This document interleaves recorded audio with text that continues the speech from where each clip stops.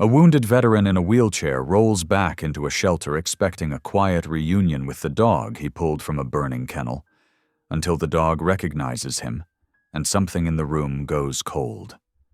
The shelter is now run by a glossy new foundation. The dog is suddenly labeled behavioral and scheduled to leave. He finds a locked room, secret trucks, and a silence that smells like lies. Friends who believe him are dismissed, the very people meant to help turn away, and the danger gets physical fast. How far will he go to save the dog that saved him, and will exposing the truth cost him everything? The autumn breeze rustled through the trees as Silas Reed wheeled himself up the newly paved path to Queen's Haven Animal Rescue. His hands, calloused from years of military service and wheelchair use, gripped the wheels with a mix of anticipation and nostalgia. The familiar single-story building looked different now, sleeker, with fresh paint and professional landscaping. His eyes caught the massive banner stretched across the entrance. Hargrove Foundation, building better futures. Silas frowned. The old hand-painted sign he remembered, with its faded paw prints and warm welcome, was gone. Things sure have changed, he muttered, navigating his chair through the automatic doors that had replaced the creaky manual ones he remembered. The interior smelled of disinfectant instead of the earthy, lived-in scent he recalled. Gone were the mismatched furniture and volunteer artwork.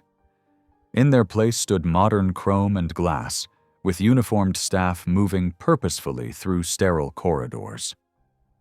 At the reception desk, a young woman with a polished name tag smiled professionally. "Welcome to Hargrove Foundation's Queen's Haven. How may I assist you today?" "I'm here to see Baron," Silas said, his voice catching slightly. "German Shepherd. I rescued him about 3 years ago, before my deployment." The receptionist's fingers clicked across her keyboard. "Your name, sir?" "Silas Reed. I used to volunteer here." As she processed his visitor badge, voices drifted from a partially open office door nearby. Silas's military-trained ears picked up fragments of conversation. "Asset transfers must be completed by month's end. Liability removals need to be processed. Behavioral research quota." Something in the corporate speak made the hair on the back of his neck stand up. Before he could process it further, a different staff member appeared to escort him to the dog kennels. The kennel area, at least, still sounded like he remembered. Dogs barking, the occasional whine or playful growl. But even here, the homey touches were gone, replaced by numbered units with digital monitoring systems. Then he saw him. Baron stood in his kennel, his noble head held high, graying muzzle pointing toward the corridor. The moment their eyes met, the shepherd's tail began to wag, slowly at first, then with growing enthusiasm. "Hey, boy," Silas whispered, wheeling closer. "Remember me?" Baron's response was immediate and unmistakable. The dog pressed against the kennel door, whining softly, his intelligent eyes fixed on Silas with absolute recognition. Something in Silas's chest tightened as he noticed the scar running down Baron's left flank, a reminder of the night he'd pulled him from the collapsed kennel during that terrible storm. But something was off. Despite Baron's obvious joy at seeing him, there was a tension in the dog's body that hadn't been there before. His ears kept flicking back, and his eyes, though warm when meeting Silas's gaze, darted nervously at passing staff members. "He seems to know you," the staff member observed, checking something on her tablet. Her expression suddenly shifted. "Oh, I see here that Baron is actually scheduled for behavioral relocation tomorrow morning." Silas's hands tightened on his wheelchair arms. "Behavioral relocation? What does that mean?" "It's a new Hargrove Foundation protocol," she explained, her tone professionally detached. "Some animals require specialized facilities better suited to their particular needs. Baron doesn't have particular needs." Silas argued, feeling his calm start to crack. He's one of the gentlest dogs I've ever known. I pulled him out of a collapsed building myself. He's a hero. The staff member's smile remained fixed. I understand your concern, Mr. Reed, but our behavioral assessment teams are highly trained. The decision has already been processed. I want to speak to whoever's in charge, Silas demanded, his military bearing surfacing. This isn't right. I'm afraid Dr. Hargrove isn't available for consultation. Our decisions are based on strict protocols and extensive behavioral research. Barron whined again, pawing at the kennel door. The dog's eyes held a plea that Silas couldn't ignore. This isn't a protocol issue, Silas insisted, his voice rising. This is about Barron. I know this dog. Whatever you think you've observed. Sir, the staff member cut in, her professional demeanor hardening. I'll have to ask you to lower your voice. We maintain a calm environment for our animals. 2 security guards appeared at the end of the corridor, summoned by some silent signal. Silas felt the familiar weight of helplessness pressing down on him, the same feeling he'd fought through months of physical therapy after losing the use of his legs. Please don't do this, he said quietly, looking from Barron to the staff member. At least give me time to— Your visiting time has concluded, Mr. Reed. Our security team will escort you out. As the guards approached, Barron began barking, sharp, urgent sounds unlike anything Silas had ever heard from him before. The dog's eyes never left Silas's face, and in them he saw something that chilled him. Fear. The guards were polite but firm as they guided his wheelchair toward the exit. Behind him, Barron's barks echoed through the sterile corridors, each one striking Silas's heart like a hammer blow. The automatic doors whispered open, and suddenly he was outside, the autumn breeze now feeling cold against his face. He sat there for a long moment, staring at the Hargrove Foundation banner fluttering above him. The visit that was supposed to bring closure had instead torn open a wound he didn't even know existed. Barron's fearful eyes and the corporate doublespeak about behavioral relocation swirled in his mind, along with the fragments of conversation he'd overheard about asset transfers and research quotas. The drive home was a blur of rage and helplessness. Silas's hands shook as he transferred from his car to his wheelchair, nearly dropping his keys in the process. The metal fumbled between his trembling fingers as he fought to maintain control of the simple task. Inside his apartment, he slammed the door hard enough to rattle the frame, the sound echoing through the empty space like a gunshot. Memories crashed over him like waves, relentless and vivid. The night he'd rescued Barron played in his mind with crystal clarity, the storm howling like a wounded animal, wood splintering with deafening cracks, and the frightened whimpers of a trapped dog cutting through it all. He'd crawled through smoke and debris, his lungs burning and eyes watering, following those desperate sounds until he found Barron pinned beneath fallen beams. The shepherd's fur had been matted with dust and blood, his breathing shallow and ragged.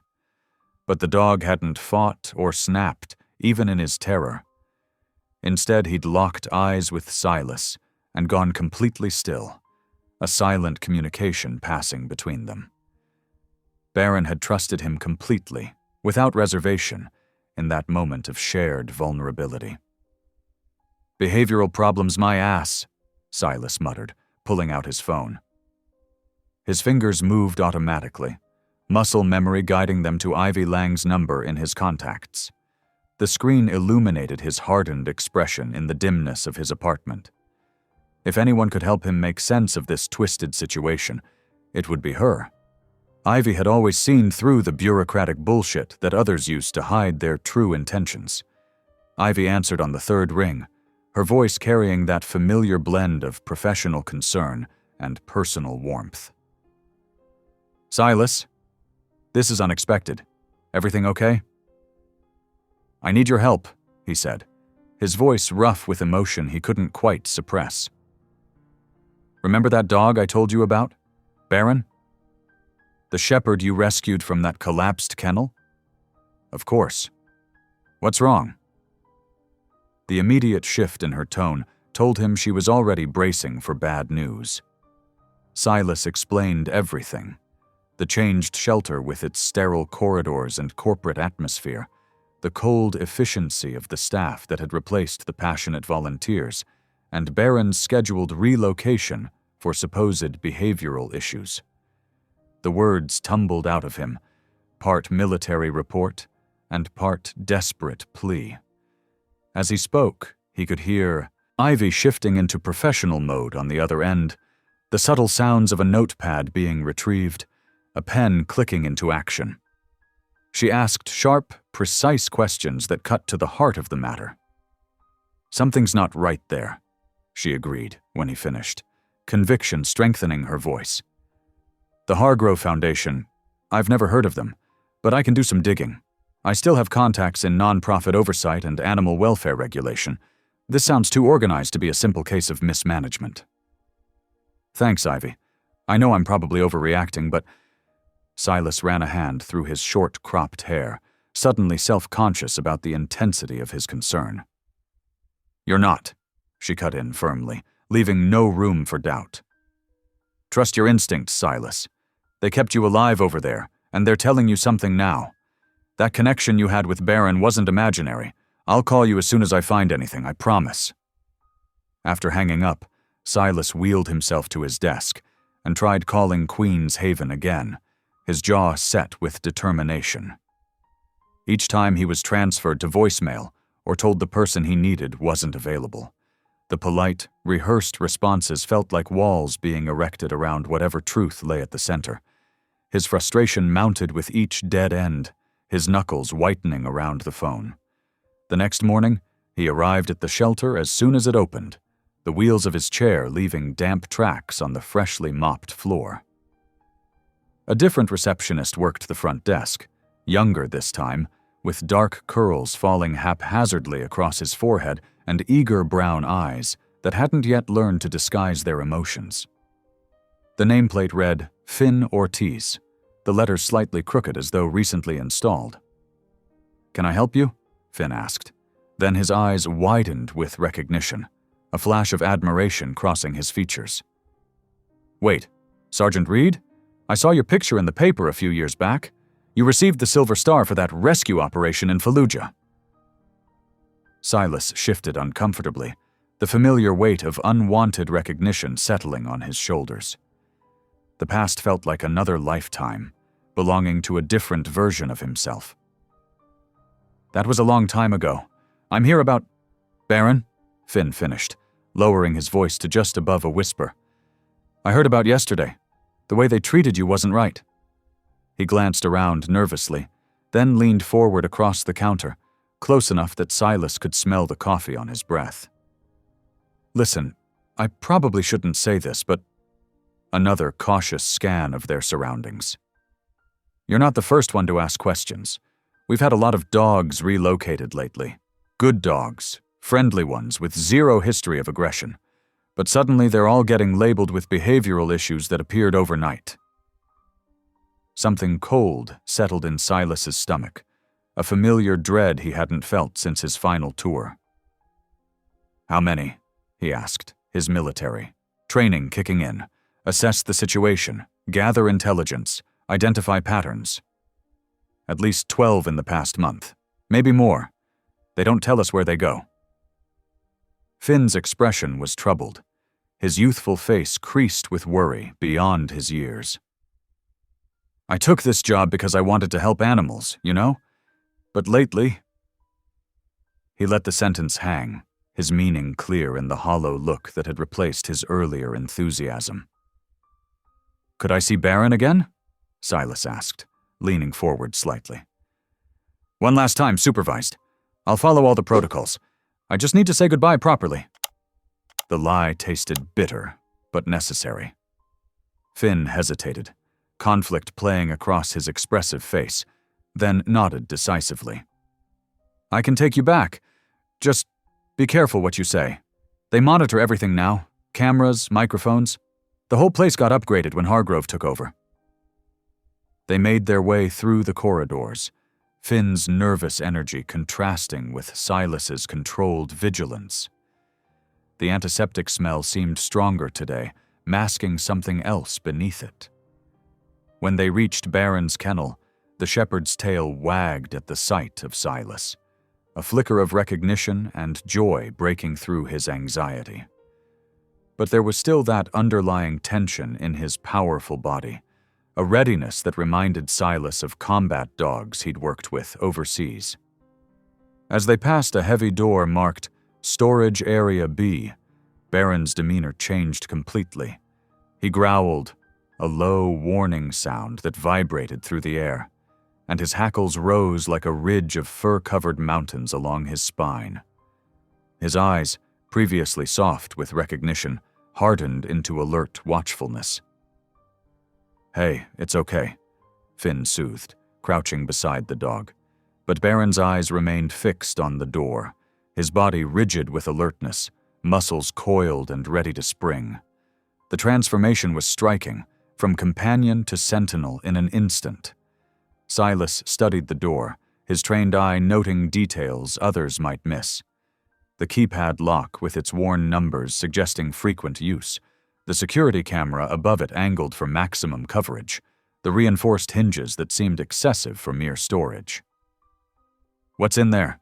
he asked, keeping his tone casual even as his mind catalogued everything. "Supply storage, supposedly," Finn said quietly, his voice barely audible over Baron's continued low growling.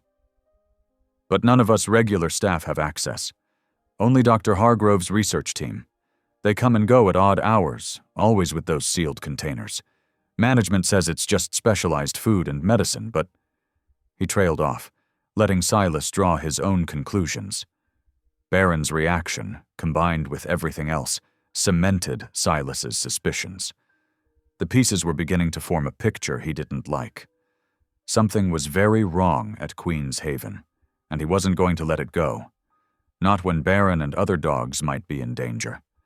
Not when his instincts were screaming at him with the same urgency they had in combat.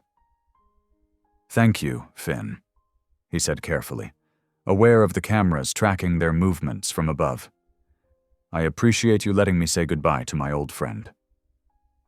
The message behind his words was clear to the young man.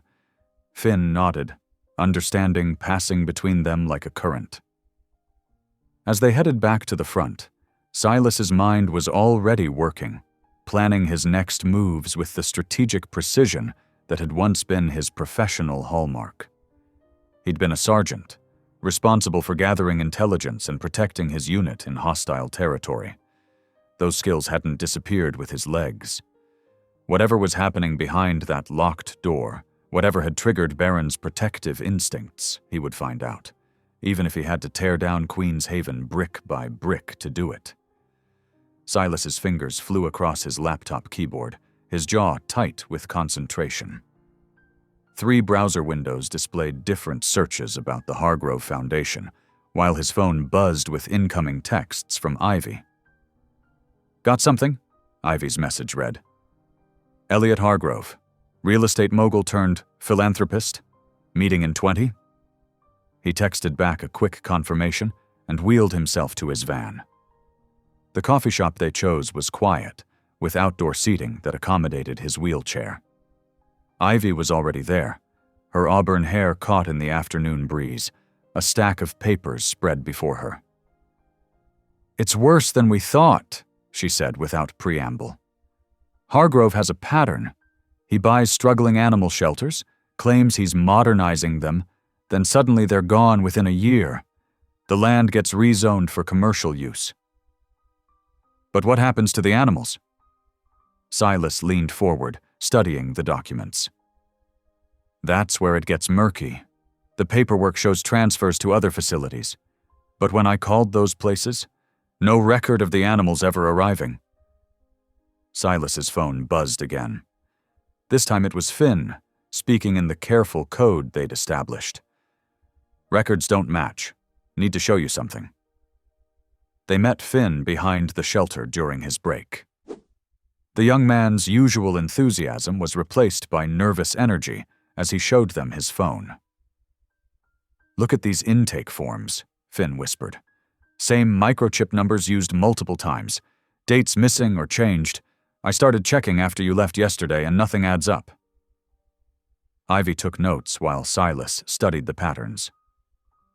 "How long has this been happening?" "Since Hargrove took over. But that's not all." Finn glanced around before continuing. "I overheard Dr. Matthews, he's new, part of Hargrove's team, talking about specimen preparation. In an animal shelter?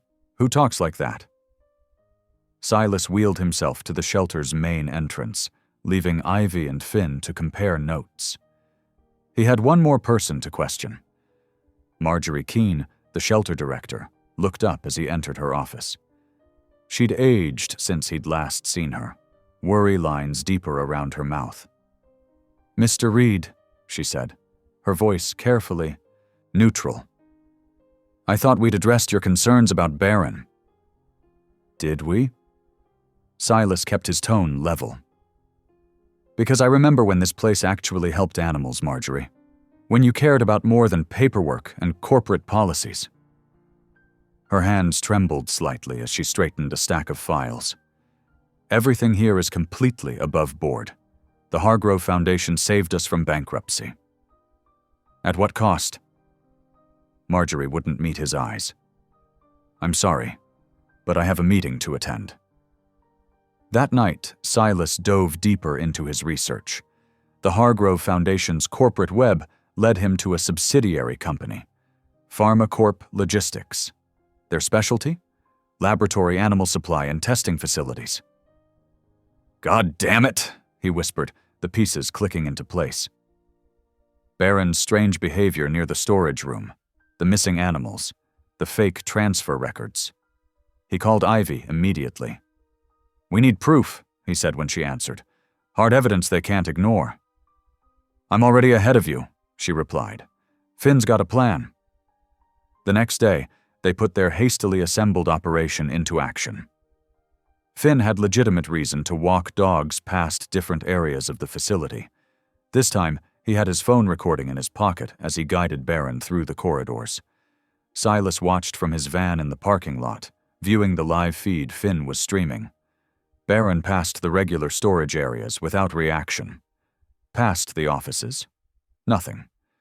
But when they approached Storage Area B, the change was immediate and dramatic. Barron's hackles rose, his nose worked frantically, and a low growl rumbled in his chest.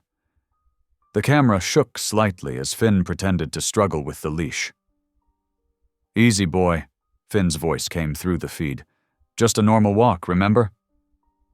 But Barron's reaction was anything but normal. The shepherd's training showed in his alert stance, his focused attention on the door. This wasn't aggression. This was recognition. Warning. "Get out of there," Silas instructed through their earpiece connection. "We've got what we need." Ivy, who had been watching beside him in the van, touched his arm. "This is enough to start asking official questions. I have contacts in the State Oversight Board." "No," Silas cut her off, his voice hard. "This isn't just about regulations anymore. They're using that room for testing. And Barron..." He took a deep breath, remembering the loyal dog who had trusted him completely during the rescue. Barron knows exactly what's happening in there. The shepherd's reaction had confirmed Silas's worst fears. This wasn't just about real estate fraud or mismanaged records. Behind that locked door, animals were suffering. And in just a few days, Barron would join them unless they found a way to stop it. "What are you thinking?" Ivy asked quietly. Silas watched as Finn led Barron back to his kennel on the video feed. "I'm thinking it's time to call in some favors. We're going to need help to expose this." The image of Barron's focused alertness stayed with him. The dog hadn't been acting out of fear or aggression. He had been trying to warn them, just as he must have been trying to warn everyone who passed that door. Now it was Silas's turn to return the favor. Whatever it took, he would make sure Barron's warning was finally heard. The hallways of Queen's Haven felt different at night. Shadows crept along the walls like stealthy predators, the fluorescent lights dimmed to an eerie glow that cast strange patterns across the linoleum floor. The usual chorus of barks and whines had fallen to occasional mournful whimpers that echoed through the stillness, making the building seem both abandoned and alive with secrets. Finn's keycard beeped softly as he swiped them through another security door, the sound unnervingly loud in the midnight quiet. "Quick," he whispered, his eyes darting nervously down the corridor as he ushered Silas and Ivy inside. "The camera loop I set up won't last forever. We've got 15 minutes tops before the system resets." Silas wheeled himself forward with practiced precision, his chair making the barest whisper against the linoleum. Years of military training had taught him to move silently even before his injury, and now that discipline served a new purpose. The familiar weight of his phone pressed against his chest beneath his jacket, ready to record whatever they might discover. Ivy moved like a ghost beside him, her auburn hair tucked beneath a dark cap, her footsteps deliberately silent on the slick floor. "Did you check the night supervisor's rounds?" Silas asked, voice barely audible as they navigated the labyrinthine corridors. Finn nodded. "He's on the opposite wing for another 40 minutes, but we can't count on him staying there." They found Barron in the quarantine wing, where the kennels were smaller and the air smelled sharply of disinfectant. The shepherd's ears perked immediately at their approach, and his tail wagged once at the sight of Silas, a controlled greeting. But remarkably, he didn't make a sound, as if the dog understood the need for stealth. Smart dog.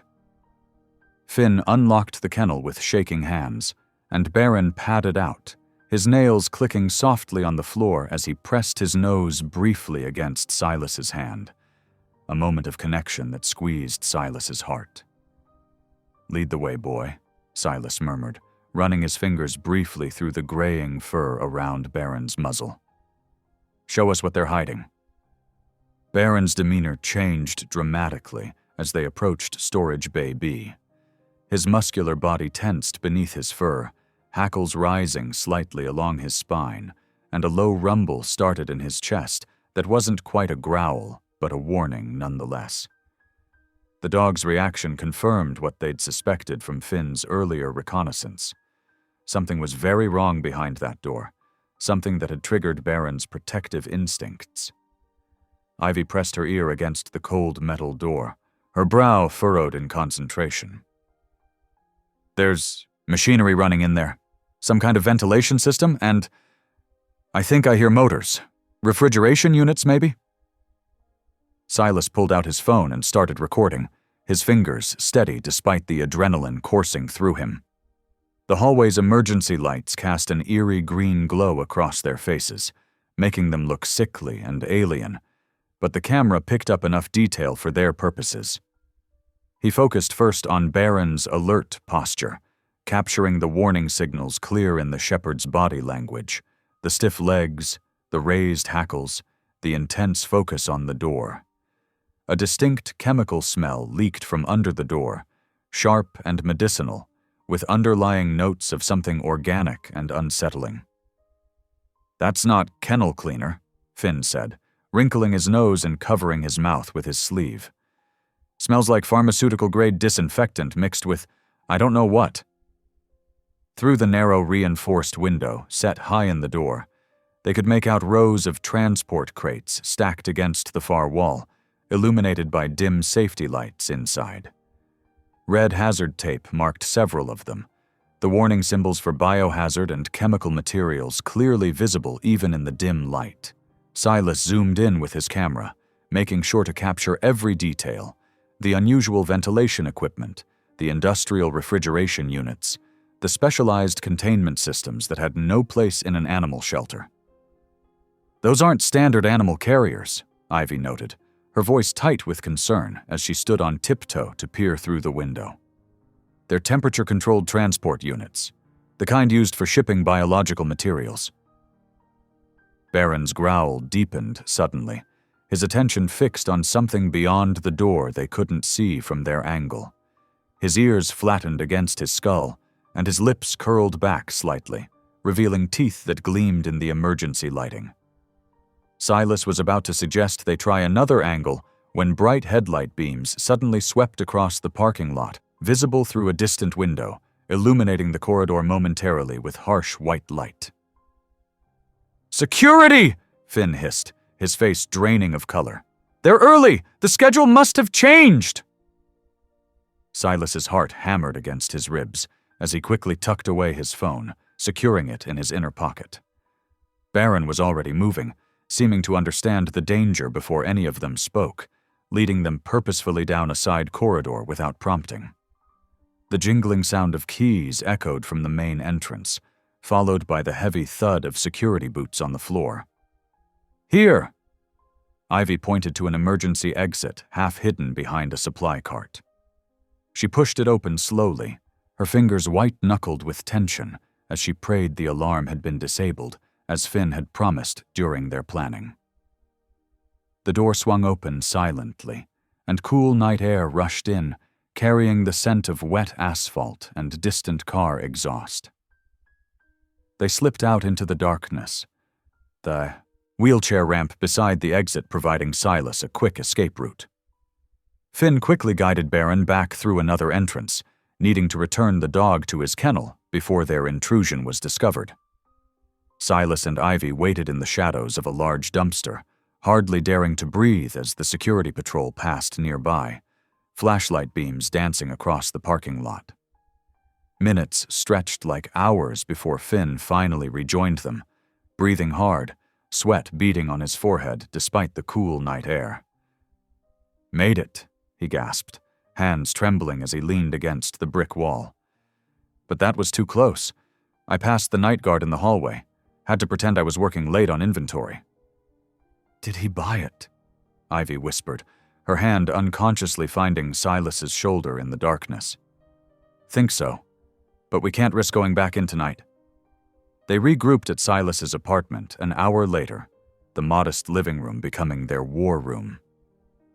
The adrenaline had faded, replaced by grim determination as they reviewed the footage on Silas's laptop.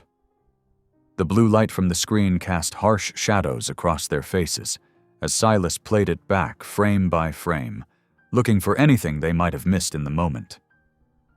"Wait," he said suddenly, pausing on a shot of the loading dock visible through a side window they'd passed. "Look at these marks on the concrete." Ivy leaned in closer, her shoulder warm against his as she studied the screen. Distinct tire tracks crossed the concrete loading area, along with scattered paw prints leading toward a heavy industrial door marked with the same hazard symbols they'd seen inside. "Those are from refrigerated transport trucks," she said, pointing to the distinctive pattern. "See the wider wheelbase? And those aren't random deliveries, that's a regular route. And those prints—" Silas zoomed in further, enhancing the image to reveal more detail. "They're not just going in. They're being led in. Look at the pattern. It's organized, systematic. Those dogs aren't wandering, they're being handled." The implications hit them all at once, settling over the room like a physical weight. Finn sank onto the couch, his youthful face suddenly pale and drawn, looking sick. "They're not relocating the dogs at all," he said, voice barely above a whisper. "They're shipping them out for testing. Living test subjects." Silas studied the hazard tape markings again. His jaw clenched so tight a muscle jumped in his cheek. The evidence was damning but still circumstantial. No police department would move on this without harder proof: shipping manifests, internal documents, something concrete that showed the connection between Hargrove's operation and whatever laboratory or pharmaceutical company was receiving the animals. "We need more," he said finally, closing the laptop with a decisive click. "This proves something's happening, but not enough to shut them down. We need names, dates, destinations, a paper trail that can't be denied," Ivy touched his shoulder gently, her fingers warm through the thin fabric of his shirt. "We'll get it, Silas. We know what to look for now, and we have 3 days before they move Baron." Baron knew all along. Silas couldn't shake the image of the shepherd's focused alertness, trying to warn them about what lay behind that door. The intelligence in those canine eyes had been unmistakable. Not just animal instinct, but genuine understanding. "He's been trying to tell everyone what's happening in there from the beginning, and in 3 days they're planning to make him disappear too, just like all the others." The weight of discovery settled over the room, making the air feel thick and difficult to breathe. What had started as concern over one dog, a personal connection, a debt of honor, had unveiled something far darker and more extensive, a hidden system of exploitation operating behind legitimate shelter walls, using abandoned animals for purposes none of them wanted to imagine. Silas looked at his companions, saw the same resolve mirrored in their faces despite the fear and uncertainty. They had proof now, however incomplete. The next step was figuring out how to use it, and how to save not just Baron, but all the others before they vanished into those ominous crates, never to return. Silas sat across from Sarah Chen, a local reporter he'd known since his rehabilitation days. She scrolled through the footage on his phone, her expression growing more concerned with each swipe. "This is serious, Silas." She looked up, tapping her pen against her notepad. "Refrigerated trucks, hazard labels, unauthorized lab space in a shelter? I'll need to verify some things, but we can definitely run with this." Hope flickered in his chest. "How soon?" "Give me 48 hours to fact-check and write it up." Sarah's eyes sparkled with the scent of a story. This could expose... His phone buzzed. A news alert. Sarah's phone chimed too, then her office line started ringing. "That's weird," she muttered, answering. Her face fell as she listened. "But we've run stories on..." "Yes, I understand. No, sir, of course." Silas watched her hang up, already knowing. "I'm sorry," she said quietly. "Editorial killed it. Direct orders from ownership." "Hargrove." She nodded. "His foundation makes significant contributions to our parent company." The hope crumbled, replaced by familiar anger. But before Silas could respond, his phone rang. Unknown number. "Mr. Reed?" a polished voice asked. "Elliot Hargrove. I wondered if we might meet to clear up these unfortunate misunderstandings." 30 minutes later, Silas wheeled into an upscale coffee shop. Hargrove sat waiting, silver-haired, expensive suit, radiating casual authority. 2 men in dark suits lingered nearby, poorly disguising their security role. "Sergeant Reed." Hargrove stood, extending his hand. "Thank you for coming." Silas didn't take it. "Let's skip the pleasantries. Direct. I appreciate that." Hargrove sat, studying him. "I understand you have concerns about our shelter operations." "Concerns doesn't cover it. You're running an illegal..." "Please." Hargrove raised a hand. "I know your history with Baron. It's admirable, but I worry your past experiences may be coloring your perspective." Silas felt his jaw tighten. "Meaning?" "Combat trauma is nothing to be ashamed of." Hargrove's voice dripped false sympathy. "Hypervigilance, seeing threats where none exist, these are natural responses to what you've endured." "Don't try to gaslight me," Silas growled. "I saw those transport crates, the lab equipment." "Did you?" Hargrove's smile never wavered. "Or did you see standard veterinary supplies and imagine something sinister? The mind can play tricks when we're emotionally invested." "Are you calling me crazy?" "Not at all. I'm suggesting that perhaps your heroic instincts are misfiring." Hargrove leaned forward. "Queenshaven is doing good work. Don't let paranoia tarnish that." "This meeting's over." Silas turned his chair. "Consider carefully, Sergeant." Hargrove's tone hardened slightly. Not everyone will be as understanding of these delusions as I am. The threat hung in the air as Silas left. By that evening, it materialized. Local news websites ran nearly identical stories. Troubled veteran makes unfounded accusations against animal shelter. The shelter's official statement was carefully crafted. While we honor Sergeant Reed's service and empathize with his ongoing struggles, his recent behavior has caused distress among our staff. We remain committed to our mission of animal welfare. Silas's phone started ringing. Concerned friends, old military buddies, even his former commanding officer. Some offered support, others gentle suggestions about getting help. The narrative was working exactly as Hargrove planned. Ivy found him staring at his computer, reading comments calling him unstable, paranoid, pitiable. "Don't let them get to you," she said firmly. "We know the truth. They're using my service against me." His voice was rough. "Everything I did turned into a weapon to discredit me. Then we'll find proof they can't bury." Finn appeared in the doorway, determination written across his young face. "I mapped out the shipping schedules. There's another transport tonight." Silas looked up. "You're both risking a lot." "So did you, once upon a time." Ivy squeezed his shoulder. "For Baron."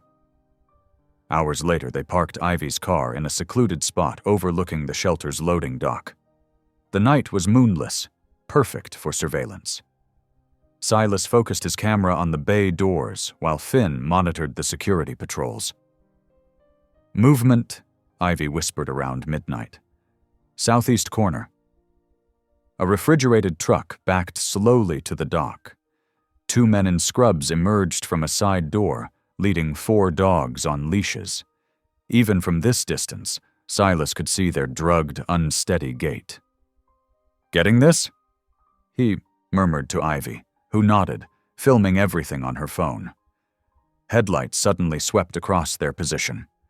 A black SUV appeared behind them, then another, boxing them in. "Security," Finn hissed. "They must have been watching for us." Men in tactical gear approached from both sides. One tapped Ivy's window with a flashlight. "Please step out of the vehicle," he ordered. "Mr. Hargrove would like a word about trespassing on private property."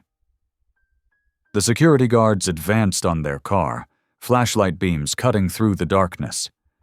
Silas's heart pounded as he gripped his phone tighter, still recording. "Exit the vehicle now," the guard repeated, his voice harder. Ivy glanced at Silas, fear flickering across her face. "What do we do?" "Drive," Silas commanded. "Get us out of here." Ivy gunned the engine, but the SUVs had them boxed in tight. A guard slammed his palm against her window. "Last warning." Finn suddenly pointed towards the loading dock. "The truck's leaving. We can't lose it." "Follow my lead," Silas said, opening his door. He wheeled backward, creating space between himself and the guard. "Sir, we're on public property. You have no authority to detain us." The guard stepped closer, hand moving to his hip holster. "You were warned about trespassing, Mr. Reed." "We're documenting illegal activities." Silas held up his phone. "Everything's being recorded." "Hand over the phone."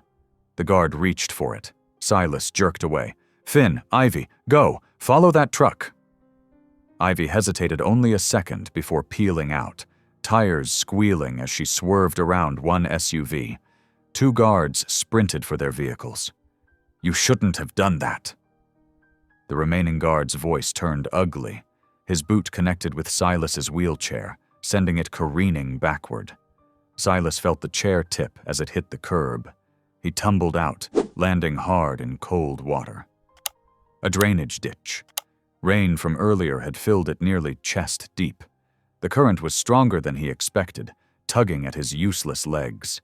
His hands scrabbled for purchase on the slick concrete sides as water splashed into his face.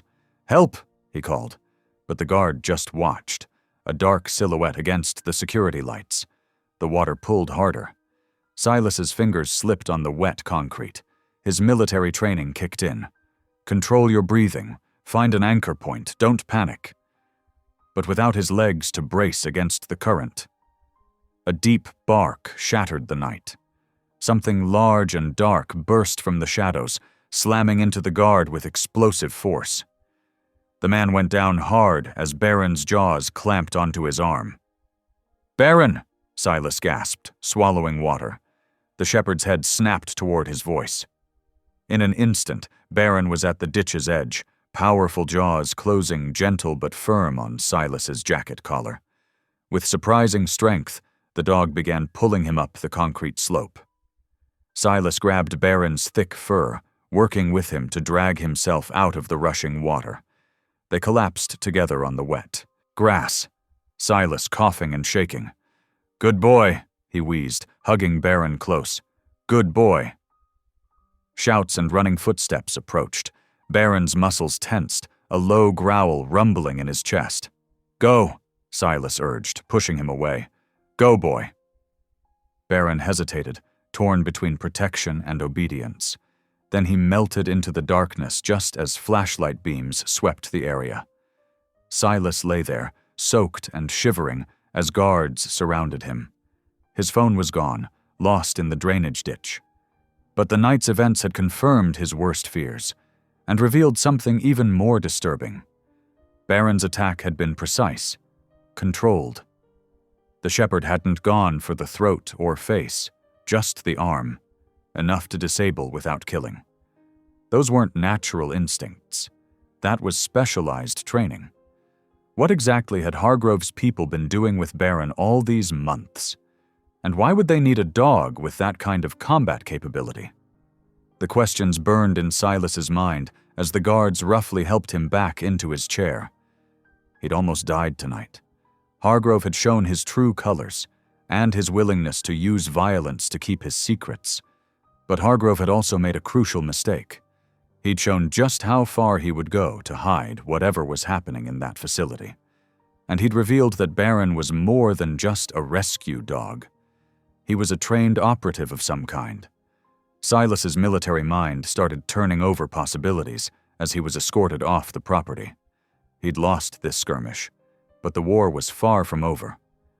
Whatever it took, he would expose Hargrove's operation and save Baron, even if it meant putting his own life on the line again. The rain started falling harder as security watched him wheel away. Somewhere in the darkness, Silas knew Baron was watching too. The bond between them was stronger than ever, and now it had saved his life. Ivy's apartment smelled like chamomile tea and antiseptic as she helped Silas out of his wet clothes. Her hands were gentle, but her face was tight with worry as she wrapped a thick blanket around his shoulders. "You could have died out there," she said, pressing a steaming mug into his trembling hands. "But I didn't." Silas took a sip, letting the warmth spread through his chest. "Thanks to Baron?" A knock at the door made them both jump. Finn burst in, his hair wild and clothes muddy. "I got it." He held up a waterlogged camera and a plastic bag. "Had to wade through that ditch for 20 minutes, but I found it." They gathered around Ivy's kitchen table as she connected the damaged device to her laptop. Most of the files were corrupted, pixelated beyond recognition. "Wait," Silas leaned forward, pointing at the screen. "Go back." One frame stood clear among the static, a white truck caught in the security lights. On its side, stark black letters spelled out, "Hargrove Biologics." "I knew it," Silas breathed. "They're not just relocating animals. They're selling them for testing." Another knock echoed through the apartment, softer this time. Ivy checked the peephole and frowned. "It's Marjorie Keene." The shelter director stood in the hallway, hands twisting her purse strap. Her face was pale, eyes darting up and down the corridor. "Please," she whispered. "I need to talk to you."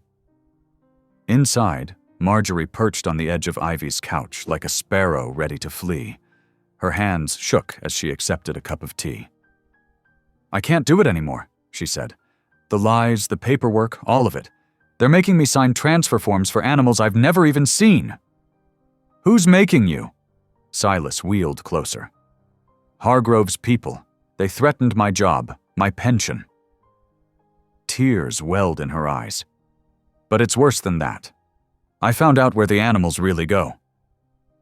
She pulled a folder from her purse with trembling fingers. "The Foundation has partnerships with pharmaceutical companies. They call it research optimization, but it's just a fancy name for testing facilities. The animals..." Her voice broke. "They never come back." Silas spread the documents across the table. Shipping manifests, veterinary records deliberately falsified, financial transfers through shell companies. "How long?" he asked quietly. 6 months, since Hargrove took over." Marjorie wiped her eyes. "There's more. I brought you this." She handed over a single sheet of paper, a shipping schedule for the next 2 weeks. "They move animals every Tuesday and Thursday night. The next transport is in 3 days." She stood abruptly. "I have to go. If they find out I was here..." "We can protect you," Ivy started, but Marjorie was already heading for the door. "No one can protect me from them. Just, please, stop this." Then she was gone. Finn stared at the documents scattered across the table.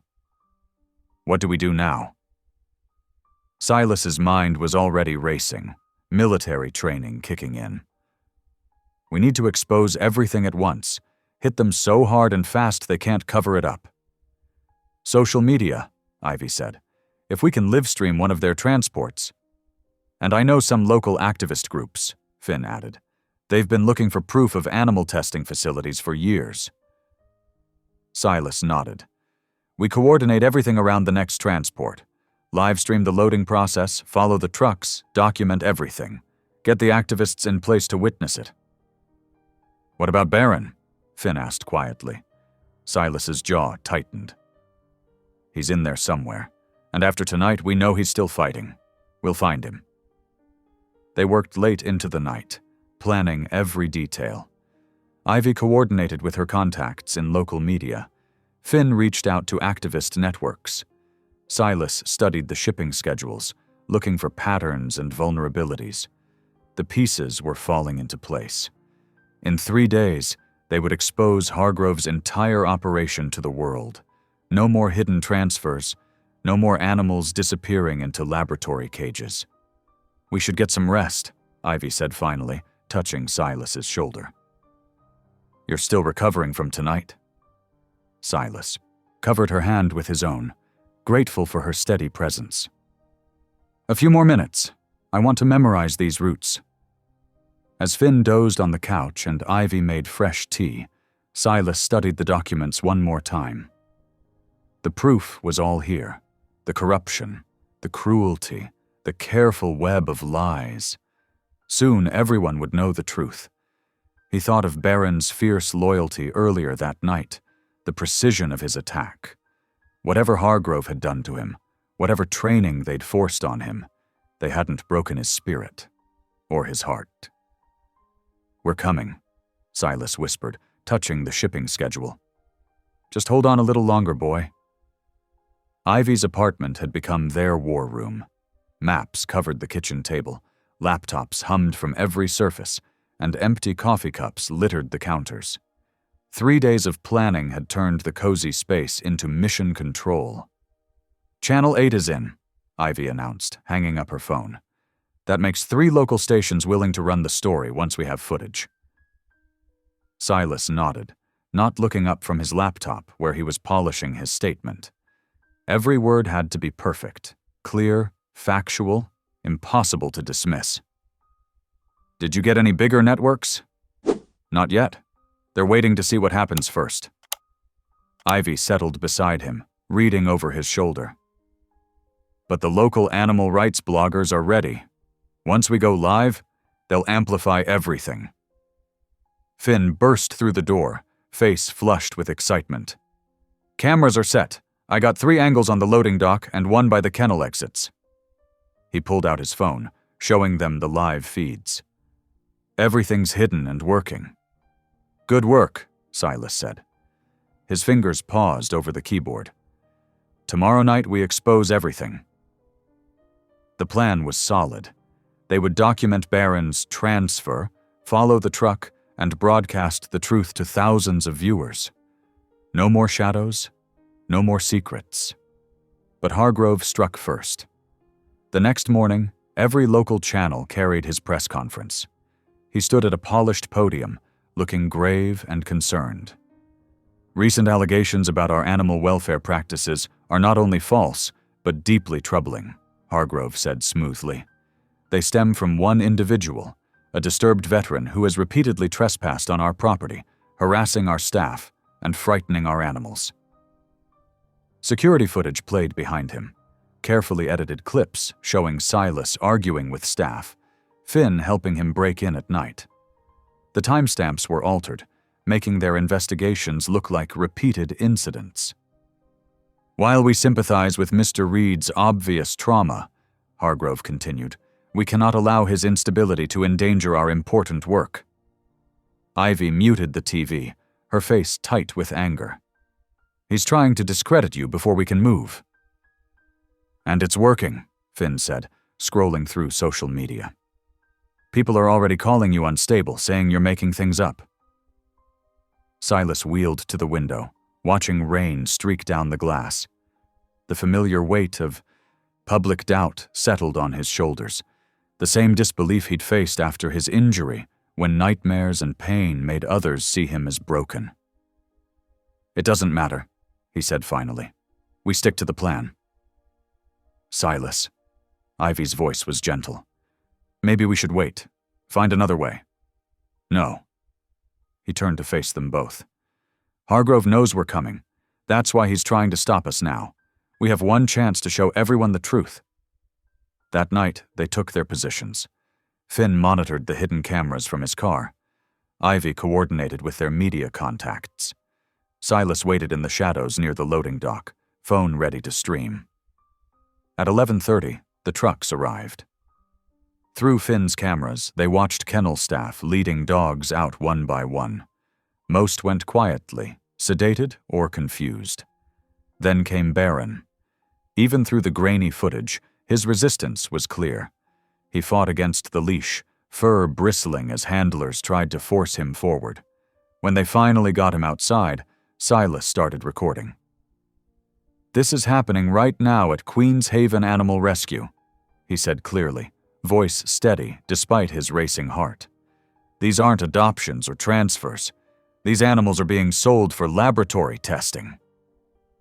Barron's snarls carried through the night as they tried to load him into the truck. Silas wheeled closer, still filming. That dog fighting them is Barron, a trained service animal I rescued years ago. Now he's being sent to die in a testing facility, like dozens of others before him. He turned the camera to show the truck's logo, the red hazard warnings, the clearly distressed animals. This is Elliot Hargrove's real business. He buys rescue shelters, falsifies records, and sells animals to pharmaceutical companies. Everything about these transfers is illegal. A handler lost his grip on Barron's leash. The shepherd bolted, charging straight for Silas. Instead of attacking, he placed himself between Silas and the approaching security guards. The evidence is all here, Silas continued, heart pounding as he broadcast to thousands of viewers. Shipping manifests, falsified vet records, proof of payments through shell companies. This isn't about adoption or rescue anymore. It's about profit from animal suffering. Security lights flooded the area. Guards shouted, running toward them. But the live stream was already viral, comments and shares exploding across social media. Finn's voice crackled through their earpieces. Police are 3 minutes out. Get out of there. Ivy pulled up in her car as chaos erupted around them. Silas kept filming as Barron jumped into the back seat as shelter staff scattered in confusion, as the truth finally burst into the open. By morning, the video had millions of views. Local stations ran it on repeat. Social media exploded with outrage. For one bright moment, victory seemed certain. Then the backlash began. Hargrove's lawyers issued takedown notices, claiming privacy violations. His PR team flooded comments with doubt, questioning the video's authenticity. Business partners defended him publicly, praising his philanthropy. "We knew this would happen," Silas said, watching the coverage swing back and forth. "But the truth is out there now. They can't hide it anymore." Ivy squeezed his shoulder, concern in her eyes. "What do we do next?" Before he could answer, Finn burst in, waving his phone. "Guys, you need to see this. Hargrove's fighting back. Hard." The elation of their viral exposé crumbled faster than anyone expected. Within hours, Hargrove's legal team descended like vultures. Silas wheeled into his apartment that evening to find his door slightly ajar. His stomach dropped. Inside, his computer lay in pieces on the floor, screen shattered. Drawers hung open, papers scattered everywhere. The message was clear. They were being watched. "They took everything," he told Ivy over the phone, voice tight. "All our backup drives, documents, everything." "Silas!" Ivy's voice shook. "I got calls today. They know where I live, where my parents live. They said if I don't back off..." He gripped his armrest until his knuckles went white. "Are you safe?" "For now, I'm staying with my sister." She paused. But Finn had already texted them both. "Just got fired. They're saying unauthorized access to shelter facilities. Security escorted me out." The next morning, a black SUV followed Silas from the grocery store. It stayed 3 car lengths behind, matching his every turn. His palms grew sweaty on his wheels as he tried to lose them, taking random streets until finally ducking into a crowded mall parking garage. They regrouped at a small diner outside town, choosing a corner booth where they could watch the door. Finn looked pale, fingers drumming nervously on his coffee cup. Ivy kept glancing over her shoulder. "Marjorie's gone," Silas told them quietly. "Her apartment's empty. All I got was this voicemail." He played it on speaker, volume low. "I'm so sorry, I can't. They know everything, I have to go. Please be careful." "What do we do now?" Finn asked, voice barely above a whisper.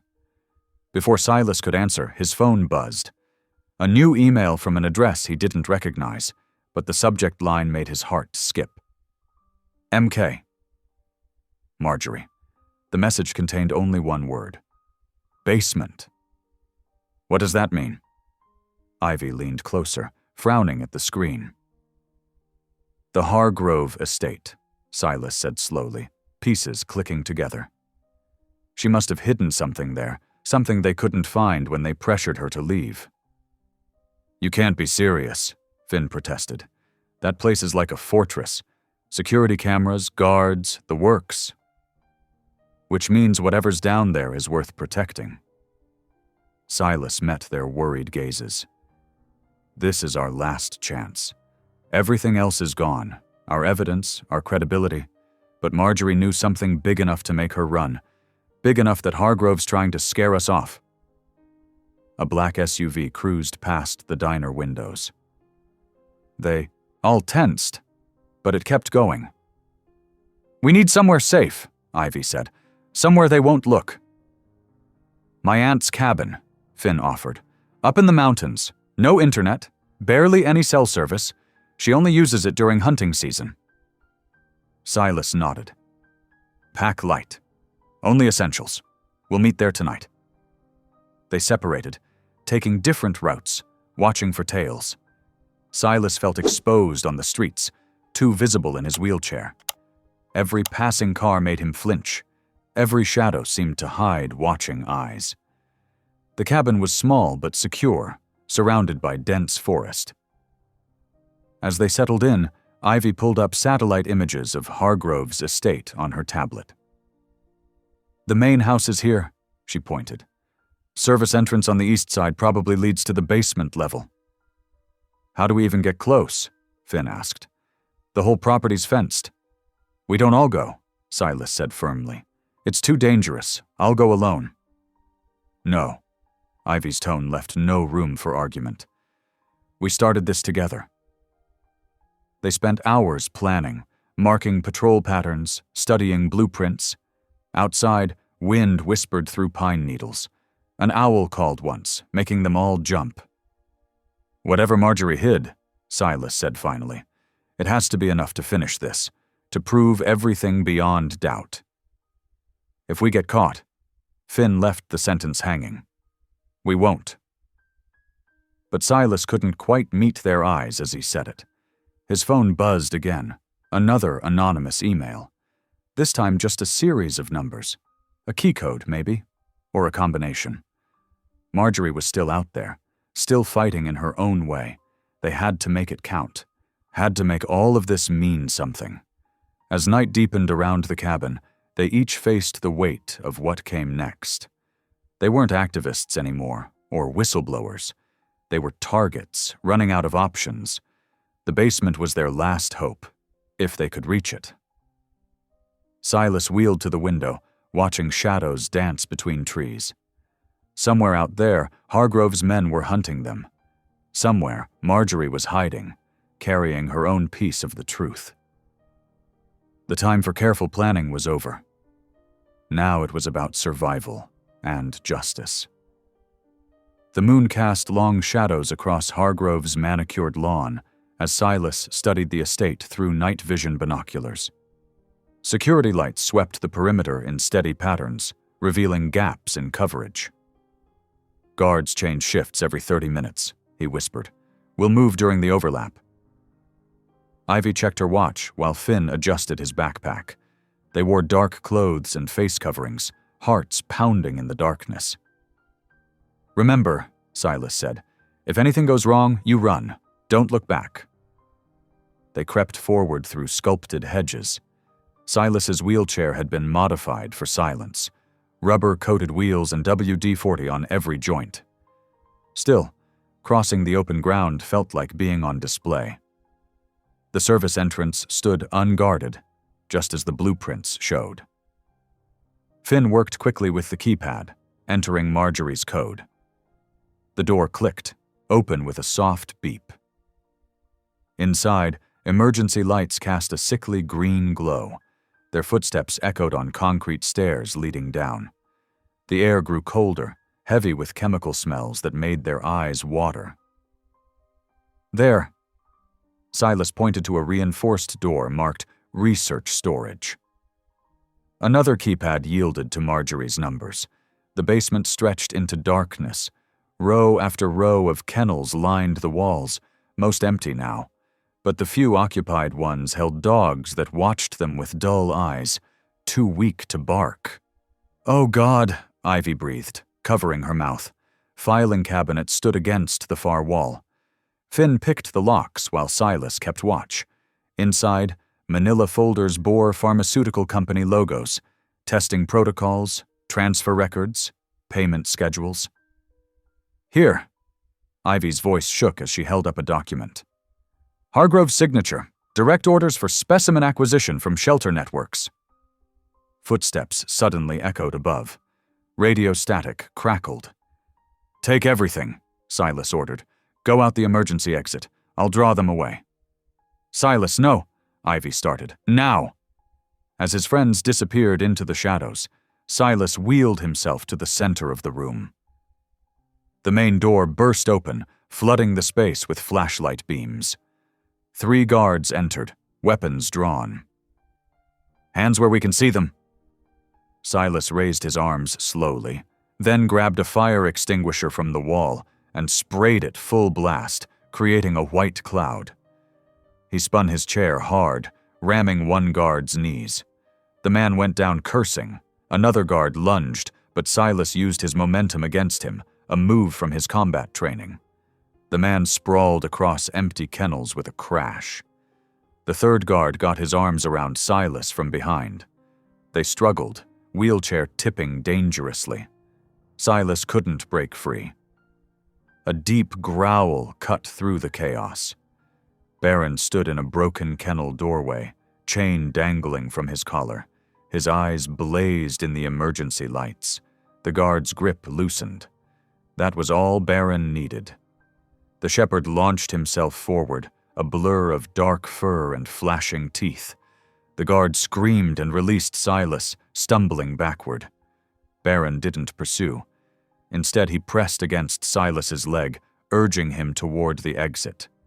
They fled together through maintenance tunnels, Baron leading the way past stored equipment and utility panels. Behind them, shouts and running feet grew fainter. Cool night air hit their faces as they emerged into the woods behind the estate. Somewhere ahead, Ivy and Finn waited with the evidence. But for now, it was just man and dog, moving through darkness, finally free. Baron stayed close, matching Silas's pace exactly. His presence steady and sure, just like the day Silas had first carried him from danger. Now they'd saved each other. Silas reached down to touch the dog's head as they moved deeper into the forest. Baron's fur was matted, but his eyes were clear and alert. Whatever Hargrove had done to him hadn't broken his spirit or his loyalty. They found the others at the predetermined meeting spot, a half-mile into the woods. Ivy hugged Silas fiercely while Finn knelt to check Baron for injuries. "Did you get everything?" Silas asked. Finn patted his backpack. "All of it. Contracts, test results, shipping manifests. It's over." But Silas knew better. This wasn't the end. It was the beginning of an even bigger fight, one they'd face together. They moved quickly through the trees, away from Hargrove's estate and everything it represented. The night wrapped around them like a cloak, hiding their escape.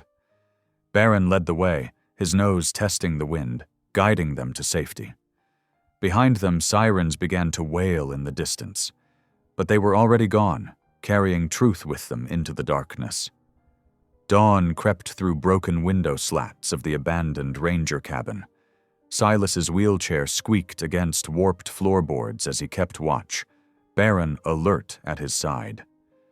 The German shepherd's ears twitched at every sound from the surrounding forest. Ivy slept fitfully on a musty cot, while Finn paced, checking his phone for signal. They'd been here 6 hours, catching their breath after the escape from Hargrove's estate. "Got it!" Finn thrust his phone skyward. 3 bars! Silas wheeled over quickly. "Send everything, now!" Their fingers flew across screens, dispatching evidence to every contact they'd prepared. Local news stations, animal rights groups, state investigators. Each file told part of the story. Shipping manifests, falsified shelter records, pharmaceutical contracts bearing Hargrove's signature. "It's done." Ivy's voice was hoarse with exhaustion. "No taking it back now." Baron's head suddenly snapped towards the door. A twig cracked outside. Everyone froze. Silas reached for the baseball bat they'd found in the cabin. The door creaked open slowly. Marjorie stood there, pale and disheveled, but alive. Thank God. She stumbled inside, collapsing onto a wooden chair. "I've been driving all night, switching cars, making sure I wasn't followed." Ivy brought her water while Finn secured the door. Baron sniffed her carefully, before relaxing his guard stance. "I'm so sorry I disappeared," Marjorie continued. "When they started threatening my family, I had to get them somewhere safe first." Silas wheeled closer. "We understand. But we need to know everything now. What's Hargrove planning?" She took a shaky breath. "He's liquidating assets, transferring funds offshore. I overheard him on the phone. He has a private plane ready at Robertson Airfield. He plans to leave the country within 48 hours, before the investigation can touch him." "Like hell he will." Silas's hands tightened on his armrests. "There's more." Marjorie leaned forward. The basement where you found those files. It's not his only facility. There's a warehouse on the edge of town where they do the actual testing. That's where... She glanced at Baron. That's where they kept me for weeks, forcing me to sign papers, where they trained the dogs for their experiments. Baron's ears flattened at her words. A low growl rumbled in his chest. He remembers, Silas said quietly, placing a steadying hand on the shepherd's head. Don't you, boy? You know exactly where that place is. Finn looked between them. What are you thinking? Baron wasn't just a test subject. They were training him, probably as a guard dog for their operation. But they couldn't break his loyalty. Silas scratched behind Baron's ears. Which means he knows their facility inside and out. He can lead us straight to their evidence. And their victims, Ivy added. There might still be animals there. Marjorie nodded. There are. But the place is heavily guarded. After what happened at the estate, Hargrove will have doubled security. Good. Silas's voice was steel. Let him waste resources protecting the warehouse. Meanwhile, we'll be gathering every shred of proof before he can destroy it. The media attention will keep him from moving the animals without being noticed. He pulled up a map on his phone. Marjorie, mark where the warehouse is. She pointed to an industrial area near the railroad tracks. It looks abandoned from the outside. Loading bays in the back, security cameras everywhere. Silas studied the layout, military training kicking in. We'll need a distraction, something to draw attention to the front while we access the loading area. I can help with that. Finn grinned. I know some activist groups who'd love to stage a very loud, very visible protest, especially once today's evidence hits the news. Perfect. Silas turned to Ivy. Can you coordinate with your journalist contacts? Make sure they're ready to broadcast whatever we find? She was already typing. On it. I'll have live stream set up within the hour. Baron whined softly, pressing against Silas's leg. His dark eyes held understanding. He knew what was coming. You'll guide us in, won't you, boy? Silas murmured. Show us exactly where to look? The shepherd's tail wagged once, determined. We should move soon, Marjorie said, before Hargrove realizes I've found you. Silas checked his watch. Give the evidence an hour to spread. Once the story breaks, we'll have our window of opportunity while he's dealing with the media fallout. They spent the next hour preparing. Finn coordinated with local activists. Ivy arranged press coverage. Marjorie drew detailed maps of the warehouse interior from memory. The first news alert pinged on their phones. Breaking animal testing scandal rocks local shelter network. Minutes later, their phones exploded with notifications. The story was everywhere. Time to move, Silas announced. Marjorie, get somewhere safe. We'll handle the rest. She gripped his hand.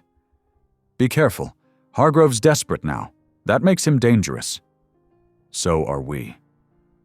Silas's eyes were hard. And we have something he doesn't. Baron stood tall beside the wheelchair, a guardian shadow. His training had been meant for darkness. But now it would serve the light. Through the cabin's grimy windows, morning sun painted the forest gold. Somewhere in the city, Hargrove was watching his empire crumble. But his final reckoning was still to come. Silas checked his phone one last time as messages flooded in. Public outrage growing by the minute. The tide had turned. Now they just had to ride it straight into the heart of Hargrove's operation. Baron's muscles tensed, ready. He knew his mission, not as a weapon, but as a protector, just as he'd always been. Let's finish this, Silas said quietly. They moved out into the brightening day, leaving the cabin's shelter behind.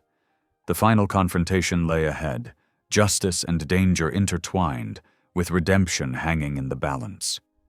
The storm broke just as they reached Hargrove's private construction site. Rain pelted the half-finished bridge like bullets, turning metal surfaces treacherous and slick. Lightning split the sky, illuminating the helicopter pad at the far end, Hargrove's planned escape route. Silas wheeled carefully onto the bridge's completed section. Baron pressed close to his side. Through sheets of rain, he spotted movement, a familiar figure being dragged toward the helipad. "Marjorie!" Ivy's voice carried over the wind. The shelter director stumbled as Hargrove yanked her forward, his other hand gripping something that glinted dully in the storm light. A gun. "Stay back!" Hargrove's command crackled with desperation. "All of you!"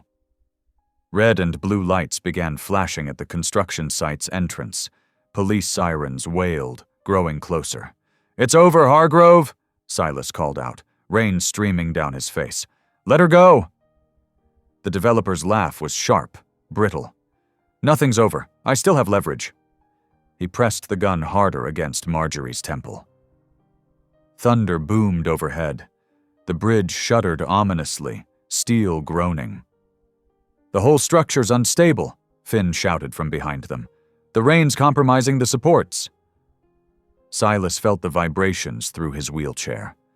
The bridge section they were on swayed slightly, construction materials sliding in the downpour. Hargrove was backing away, dragging Marjorie with him. Her eyes were wide with terror. "Please," she gasped. "The bridge won't hold." As if confirming her words, a horrible metallic screech pierced the air. The far section began to tilt. Silas didn't hesitate. He launched himself from his wheelchair, hitting the wet metal on his stomach. Using his arms, he began pulling himself forward. "Silas, no!" Ivy screamed, but he kept moving, muscles straining as he dragged himself across the bridge. Years of physical therapy had built his upper body strength. Now it was the only thing keeping him going. Baron paced alongside him, whining anxiously.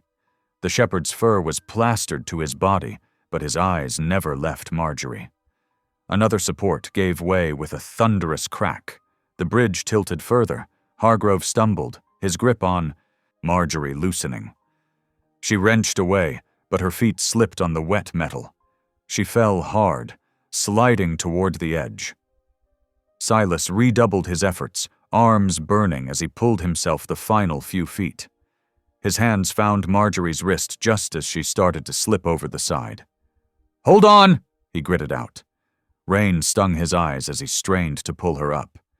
Behind him, he heard running footsteps, one of Hargrove's security guards, charging forward with a baton raised. Baron's snarl cut through the storm. The shepherd launched himself at the guard, powerful jaws clamping down on the man's arm. The baton clattered away, vanishing into the darkness below. The bridge gave another sickening lurch. Metal screamed as more supports failed. "Silas!" Marjorie cried out in terror. His muscles screamed in protest, but he wouldn't let go, wouldn't let her fall. With one final surge of desperate strength, he hauled her up onto the relatively stable section. They crawled together toward solid ground as the bridge began to collapse behind them. Baron bounded ahead, then turned back, barking urgently. Silas's arms felt like lead, but he forced them to keep moving.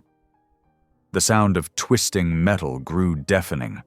Just as they reached the edge, the entire structure gave way. The thunderous crash of its collapse was lost in a fresh peal of thunder. Silas lay gasping on solid ground, his body trembling with exhaustion. Through blurring vision, he saw police cars surrounding the site. Officers swarmed forward, weapons drawn. Hargrove had somehow made it to the other side, but found his escape cut off. He stood swaying at the edge of the construction site, gun hanging limply at his side. "Elliot Hargrove!" An officer's voice boomed through a megaphone. "Drop your weapon and put your hands up." The developer's shoulders slumped. The gun clattered to the ground. As officers moved in to make the arrest, Silas felt gentle hands supporting his head. Ivy's worried face swam into focus above him. Just hold on, she whispered. Help is coming. Baron pressed against his side, offering warmth against the cold rain. The shepherd's tongue gently licked his face. Finn appeared with Silas's wheelchair, helping Ivy lift him carefully into it. Marjorie sat nearby, wrapped in an emergency blanket, giving her statement to the police. The truth was, finally, fully exposed. As consciousness began to fade, Silas reached out to touch Baron's wet fur. The shepherd pressed closer, a silent guardian until the very end. The last thing Silas saw before exhaustion claimed him was Hargrove being led away in handcuffs, head bowed in defeat. Justice had been served, not through violence or revenge, but through courage, loyalty, and unshakable determination. 3 weeks after the bridge collapsed, sunlight streamed through the courthouse windows as Judge Harrison delivered the verdict. Silas sat in his wheelchair, Baron at attention by his side, as the full weight of justice descended on Elliot, Hargrove's empire.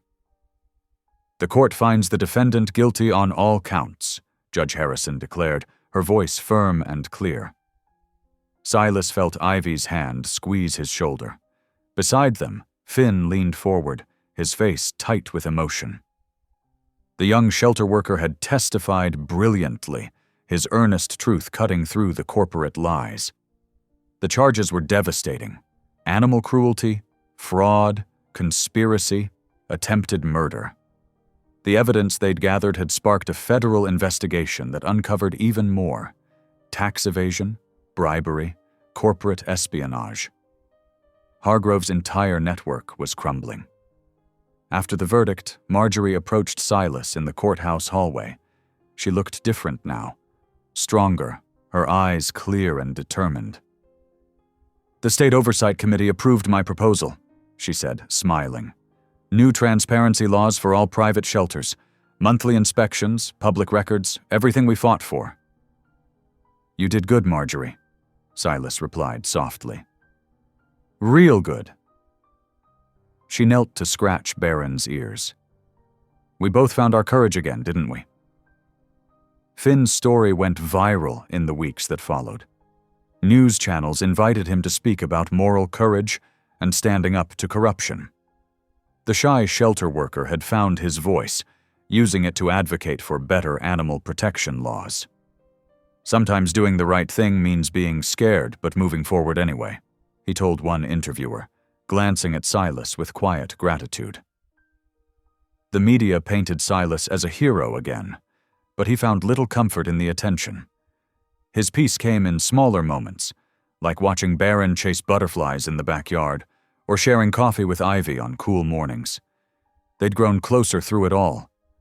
Ivy's steady presence had become as natural as breathing. She understood his silences, respected his struggles, celebrated his strength.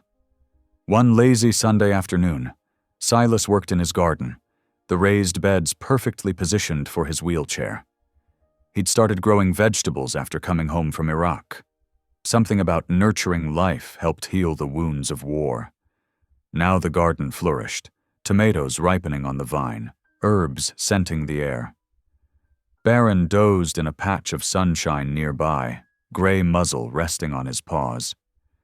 The shepherd had settled into retirement with dignity, though his alert eyes still tracked Silas's every move. Ivy sat on the garden bench, reading a book. Without looking up, she reached for Silas's hand as he wheeled past. Their fingers intertwined naturally, comfortable with the shared silence.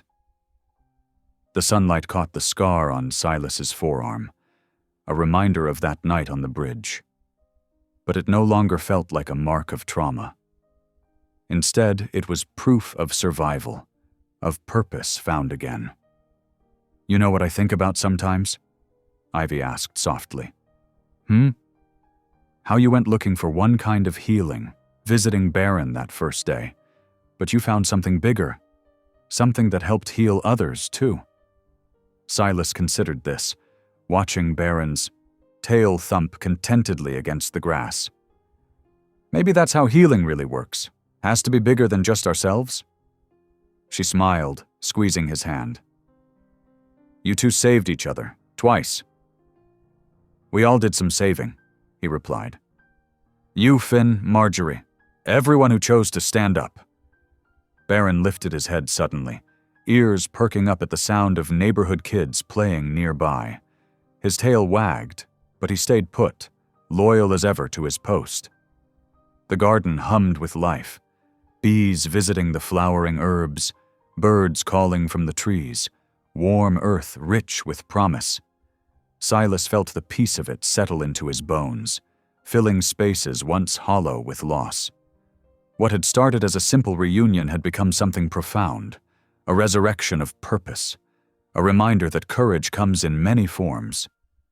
Sometimes it roared like a storm on a bridge, and sometimes it whispered like sunlight on scars that no longer ached.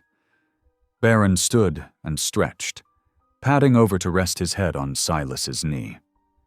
The shepherd's eyes held the same steady trust they'd shown that first day at the shelter, when recognition sparked between two wounded warriors. Ivy's thumb traced gentle circles on Silas's palm as they sat together, surrounded by growing things, bathed in the gentle light of a hard-won peace.